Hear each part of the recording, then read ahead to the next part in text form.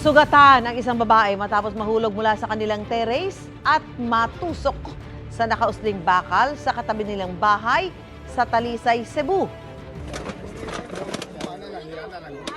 Ayon sa kasintahan ng babae, lasing ang kanyang partner nang umuwi galing sa isang reunion. Pag-akyat sa kanilang kwarto, pumunta raw ang babae sa ginagawang terrace. Maya-maya ay nahulog siya sa abandonadong bahay sa tabi nila kung saan may mga nakausling bakal. Gumamit ang mga rescuer ng hydraulic cutter para putulin ang bakal na tumusok sa kanang balikat ng babae. Nasa ospital na ang biktima at nagpapagaling. Gusto mo bang mauna sa mga balita? Mag-subscribe na sa GMA Integrated News sa YouTube at tumutok sa unang balita.